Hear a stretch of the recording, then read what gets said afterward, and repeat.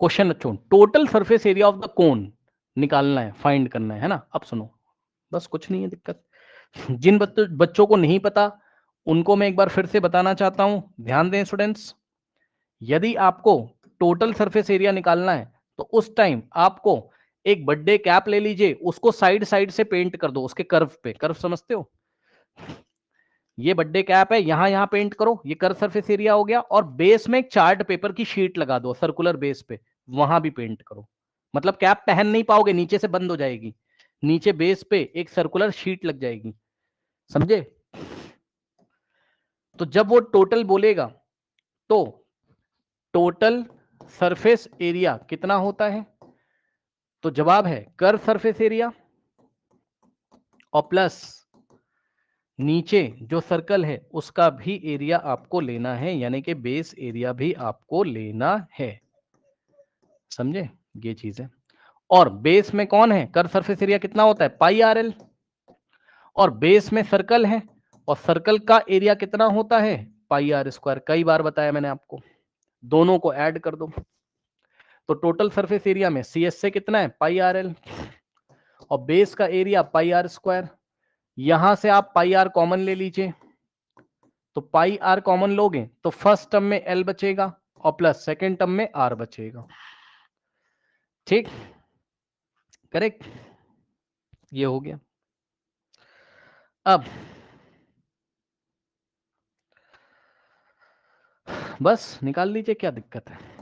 पाई बच्चों 22/7 रखेंगे, रेडियस कितना दिया हुआ है, स्लैंट हाइट दिया है 21, एल दिया हुआ है कितना 21 है ना, and diameter of the base is 24, तो डायमीटर 24 है, तो रेडियस क्या होगा, 24 का हाफ 12 हो जाएगा, है ना, मीटर। आर की जगह 12 और in the bracket L plus R, L कितना है 21 और प्लस आर कितना है 12। अब ध्यान दें स्टूडेंट्स, बाहर हम 22 और 12 का मल्टीप्लीकेशन कर लेंगे। चलो मैं आपको दिखा देता हूं, ऐसे कर लो आप। 21 + 12 कितना होगा, 33 हो जाएगा, है ना। तो ये सब आपस में मल्टीप्लीकेशन में, तो न्यूमरेटर को मल्टीप्लाई कर लीजिए, समझे?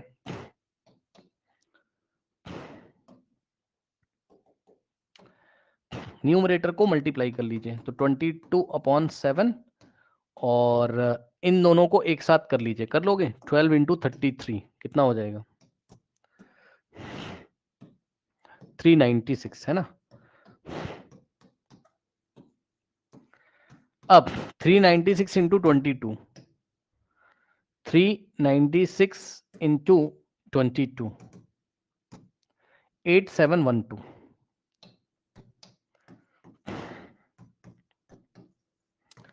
अपॉन में 7। अब मेरी बात ध्यान से सुनो, एरिया आया है तो मीटर स्क्वायर में आएगा, ठीक।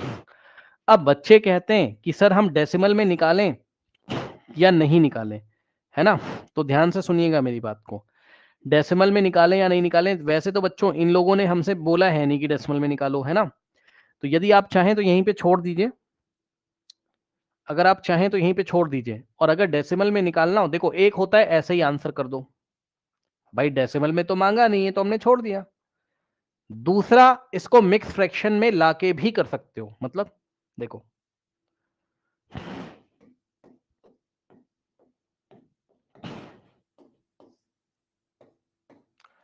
ठीक है, 7 1 जा 7, 8 - 7 1, 7 2 जा 14, 17 - 14 3, 1, 7 4 जा 28, ठीक, 3 2, 7 4 जा 28 4। तो दूसरा आंसर ऐसे भी आ सकता है मिक्स फ्रैक्शन में, कैसे, 1244 होल 4/7 मीटर स्क्वायर, ठीक। एक ये भी हो सकता है। और तीसरा आंसर आपका डेसिमल में भी हो सकता है स्टूडेंट्स, ठीक है ना। तो डेसिमल में देखिए कैसे आएगा, इसी डिवीजन को थोड़ा सा आगे बढ़ा लीजिए,